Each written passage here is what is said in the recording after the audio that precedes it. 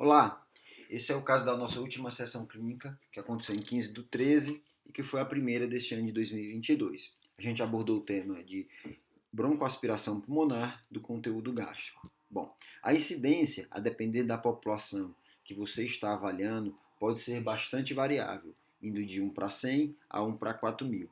Os fatores já de maneira consagradas relacionados à maior morbidade dessa complicação são a presença de conteúdo sólido, um aumento do volume desse resíduo, do volume aspirado, e um pH mais ácido menor que 2,5.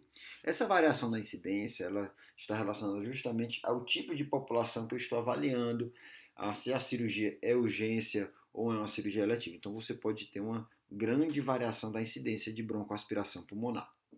Em 2011 foi publicado o NEPFOR, né, o Projeto de Auditoria Nacional do Reino Unido, em que eles avaliaram todas as abordagens de via aéreas durante um ano e avaliaram as complicações de maneira retrospectiva.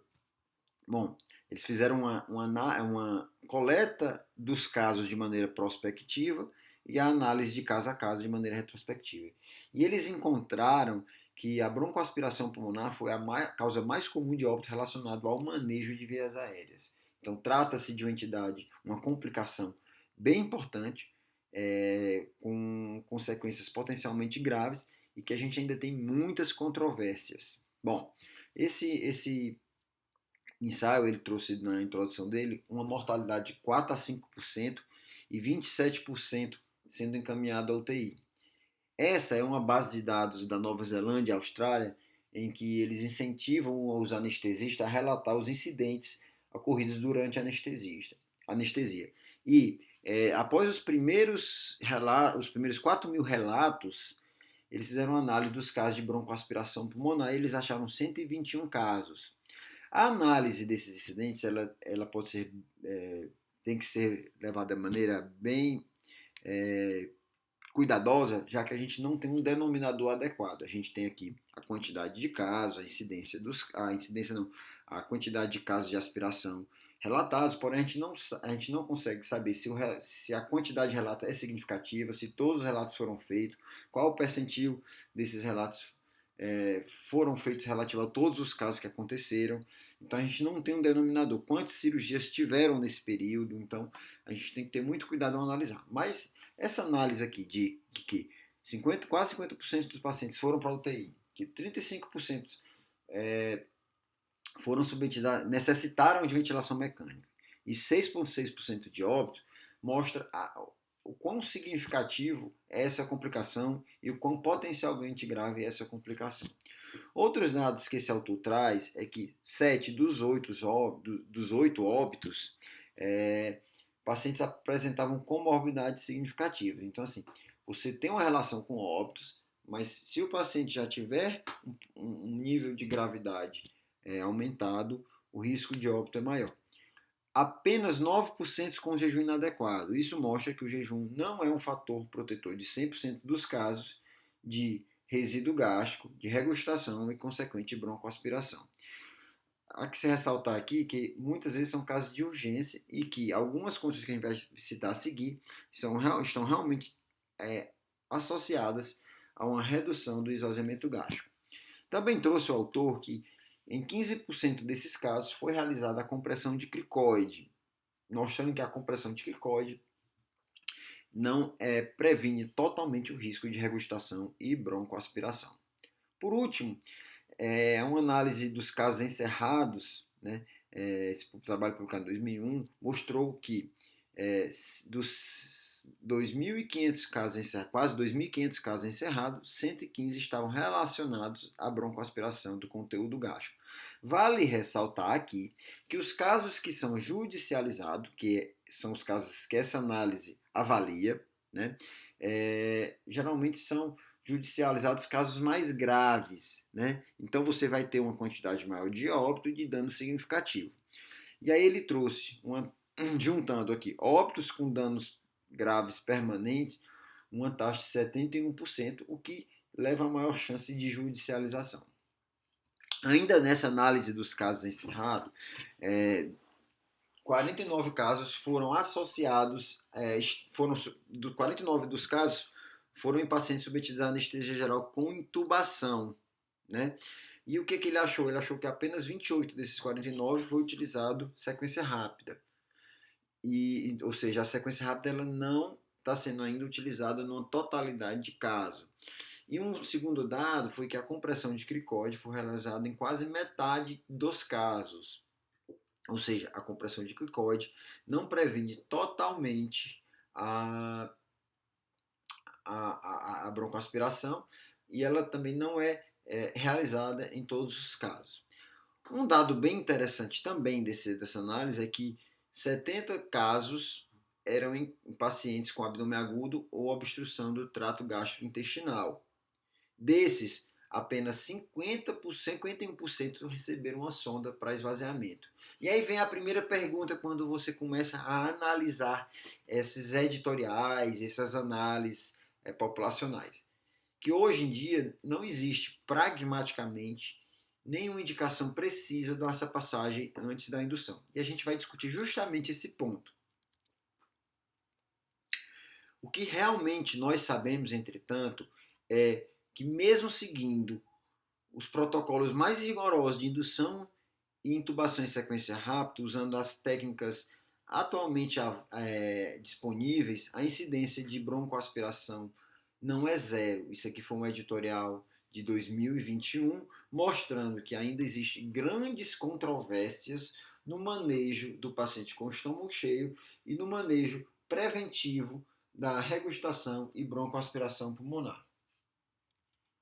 Bom, e são esses os fatores, além de muitos outros, que levam a uma alteração da motilidade gástrica, estresse, dor, ansiedade, consumo de opioides, comorbidades como insuficiência renal e diabetes, e além, é claro, de alterações anatômicas do trato gastrointestinal, como obstrução, por tumor, por brida ou qualquer outra dessas complicadores aí da peristalse, do trato gastrointestinal e do esvaziamento gástrico. Bom, naquela análise, naqueles bases de dados da Austrália e Nova Zelândia, eles acharam os seguintes fatores de risco que chamou a atenção.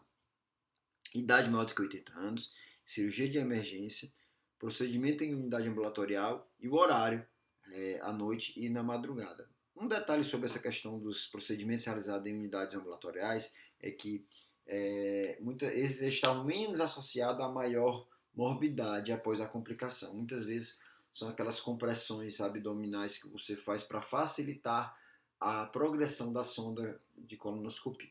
Bom, e um detalhe também interessante que o autor chamou a atenção é que os procedimentos de ginecologia e obstetrícia não estavam associados a maior risco, pelo contrário, tiveram incidência menor nessa base de dados. Então, lá quando o Mendelssohn descreveu a síndrome de Mendelssohn, estava associado principalmente a casos obstétricos. E nessa análise de dados, foram poucos casos de broncoaspiração relacionado a procedimento ginecológico ou obstétrico. Voltando aqui para a análise dos casos encerrados, o que esses autores acharam? Né? Que os fatores de risco associados à broncoaspiração e judicialização da doença foram procedimentos de emergência, obstruções do trato gastrointestinal e outros processos abdominais agudos. Então, quando você se deparar com esse tipo de paciente, você vai ter uma chance maior de regurgitação e broncoaspiração. Um tanto quanto até óbvio, o outro achado foi que a maior parte dos casos de broncoaspiração pulmonar ocorreram durante o manejo da via aérea, quer seja antes da instrumentação ou durante a instrumentação. Ainda nessa análise dos casos encerrados, o assunto mais comum identificado, a questão mais comum identificada foi a falha ao inserir a sonda nasogástrica antes da aspiração. Ora, eu tenho então aqui uma série de casos, de casos encerrados, avaliação de casos encerrados em que o autor sugere que a falha foi a não passagem da sonda. Mas isso é um detalhe importante sobre isso é que ainda não existe protocolos objetivos sugerindo, ou pelo menos orientando, recomendando a passagem de uma sonda nasogástrica antes da indução. E aí, nesse, já um pouco mais antigo, aí isso mostra bem a evolução do conhecimento e do manejo, é que num editorial de 2014 falava que não há diretrizes clínicas que indicam quais pacientes devem ter, em quais pacientes deve se passar sonda gástrica antes da indução anestésica e como deve ser o manejo dessa sonda durante a intubação, a indução e a intubação. Então, assim, eu não tenho um consenso sobre quais pacientes ou se eu devo passar uma sonda nasogástrica antes da indução e o que eu faço durante a indução com essa sonda. Eu tiro essa sonda, ainda não existe consenso. E aí, só para ter noção, naqueles incidentes relatados na base de dados WebERS, né, da Nova Zelândia e Austrália, ele nem citou. A única crítica que foi feita foi sobre o uso não vou nem dizer exacerbado, o uso inadequado de dispositivos supraglóticos numa indução, no caso, em pacientes que tinham um risco maior de ter resíduo gástrico e regustação do conteúdo gástrico com subsequente broncoaspiração, com consequente broncoaspiração. Então ele nem citou a sonda gástrica nesses relatos. Voltando um pouquinho mais para a análise dos casos errados, esses achados apoiam a modificação de práticas e que identifiquem antes da indução anestésica a presença de obstrução ou processos intraabdominais agudos e a intervenção pré-operatória para reduzir o conteúdo gástrico naqueles pacientes que tinham volumes aumentados. Ou seja, a gente tinha lá em 2014 que falava que não existia nenhum consenso sobre passagem de sonda, e agora, com essa análise de casos encerrados do ano passado, já mostra um direcionamento mais objetivo dessa passagem de sonda, ou pelo menos na identificação desses pacientes, que é justamente o que esse editorial que abordou essa análise de casos encerrados fala, que você deveria identificar os pacientes que estão sob risco, né? E aí vem a questão como identificar. E aí eu vou voltar para 2014. Esse é um artigo, uma revisão muito boa que abre um pouco a cabeça relativa a esse manejo. E ele traz o manejo em duas situações, né? Nas lesões esofágicas e no refluxo gastroesofágico, onde ele aborda aqui a calásia, que você deveria passar uma sonda de grosso calibre e induzir intubar o paciente acordado. Nos casos de divertículo, tentar esvaziar o divertículo, né? E você vai, não existe um consenso sobre qual tipo de anestesia você vai fazer.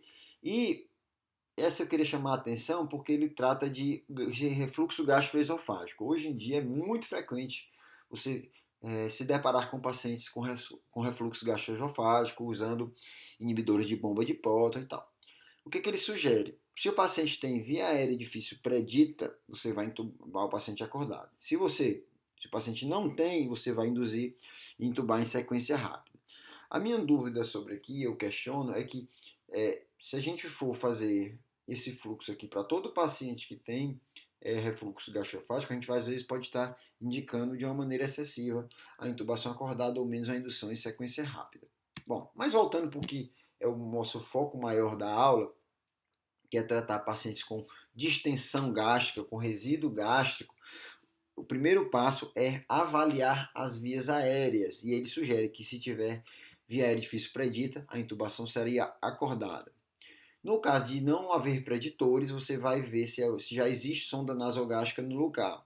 Se tiver, você vai conectar ao aspirador e fazer a indução em sequência rápida. Um detalhe de um caso que a gente teve há muito tempo atrás na nossa sessão foi que mesmo o paciente com sonda nasogástrica previamente colocada e com a aspiração dessa sonda, o paciente regurgitou e broncoaspirou.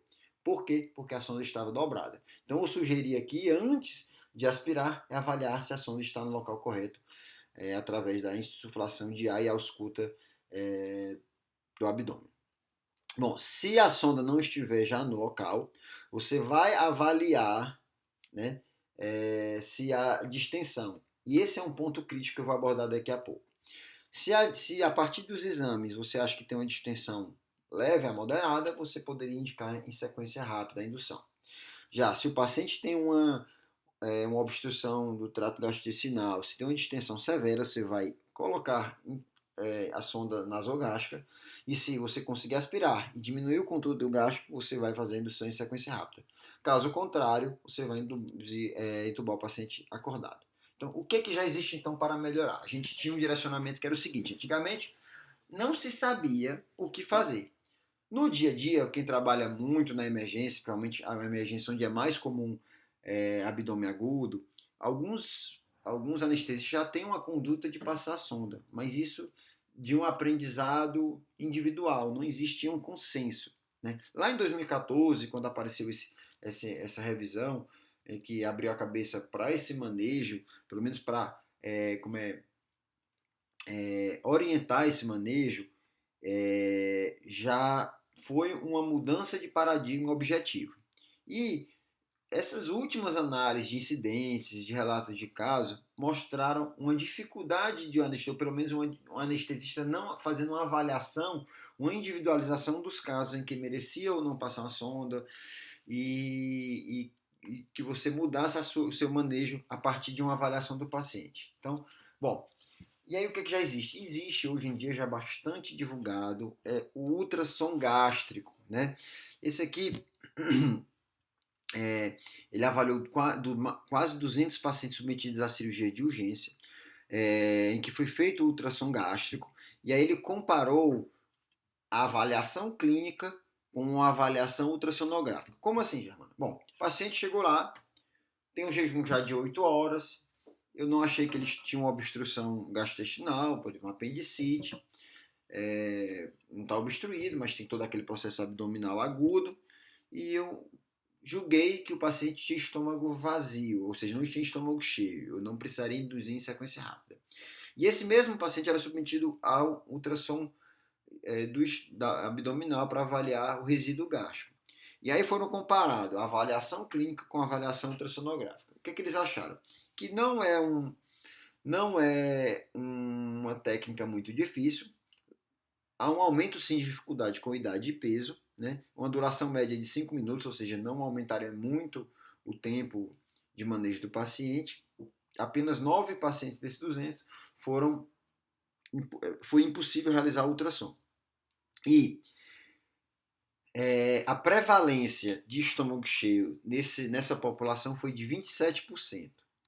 Um quarto, um pouco mais de um quarto. E o que eles acharam? Olha só esse dado como é interessante. 53% daqueles 196 tiveram resíduo gástrico significativo, ou seja, eram para ter sido julgados como estômago cheio, né, a partir do ultrassom do estômago, ultrassom gástrico. Só que no julgamento clínico, 55% desses pacientes foram considerados de estômago vazio. Então, o nosso julgamento clínico, à luz do que nós conhecemos hoje, não é fidedigno, não é acurado para a gente avaliar se o paciente tem ou não estômago cheio. Aqui mostra aqui uma sensibilidade extremamente baixa, uma especificidade não tão alta, né, e uma acurácia baixa. Um detalhe que eu achei interessante, aí vale a gente anotar esses detalhes aí, é que os pacientes que foram capazes de ingerir sólido, ou seja, comer comida sólida, após o início da doença, foi um fator protetor. Apresentaram redução de 60% na chance de ter estômago cheio. Então, assim, isso é um detalhe interessante. Então, aquele paciente que tem algum quadro abdominal, mas que mesmo assim está conseguindo ingerir sólido, isso foi um fator protetor. E esse foi um ensaio bem interessante, que avaliou 40 indivíduos rígidos que foram submetidos a jejum, depois metade aleatoriamente ingeriram algum conteúdo líquido ou sólido e foram submetidos à avaliação ao ultrassom gástrico. E foi feito isso de 2 vezes com os mesmos indivíduos de maneira aleatória. O que eles acharam? Uma sensibilidade de 1 e uma especificidade de 0,975, ou seja, uma acurácia muito alta. E nesse normograma de razão de probabilidade, o que ele achou? Que a população metade ingeriam algum conteúdo, então a probabilidade pré-teste de o paciente ter ou não estômago cheio era de 50%, certo? A partir desse diagrama aqui, você traça uma linha passando pela razão de probabilidade, no caso de um resultado positivo, né? E você acha a probabilidade pós-teste, ou seja, acima de 95%, mais ou menos 97%. E nos pacientes que davam o resultado negativo, a probabilidade pós-teste era quase zero de ser positivo. Então, numa situação aleatória, você tinha uma chance, um teste bem acurado. Naquela situação daquele ensaio que avaliou cirurgias de urgência, em que a incidência de estômago cheio foi de 27%, o que a gente acharia? Aqui a probabilidade de teste de 27%. Né? Um teste positivo, a probabilidade pós-teste seria de 95%. E a probabilidade pós-teste num exame negativo era zero. Então, assim, de dar errado. Né? Então, você tem um exame rápido, não tão difícil, acessível e acurado para você estratificar o paciente, para você identificar, conforme aqueles editoriais, aquela análise de carne encerrado sugeriram. E aí, POCUS, na realidade, é a modalidade diagnóstica utilizada para responder uma questão clínica bem definida em curto espaço de tempo para guiar o manejo do paciente e melhorar o resultado. E aí, qual é a pergunta? Qual é a questão clínica? Avaliar se o estômago tem resíduo ou não, se está cheio ou vazio. Então, indicação, aquisição, interpretação e manejo. Bom, já vimos a questão do risco de aspiração, né? Que a gente tem uma análise clínica falha, extremamente imprecisa.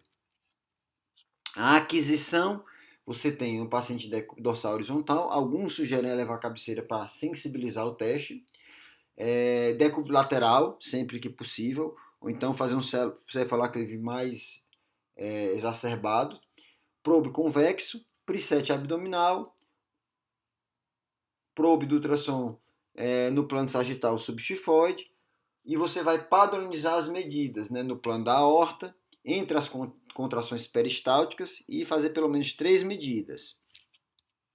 Então aqui é a posição do probe, aqui é a imagem padronizada em que você tem o fígado, né, a aorta no mesmo plano que a artéria mesentérica superior, o pâncreas e o antro.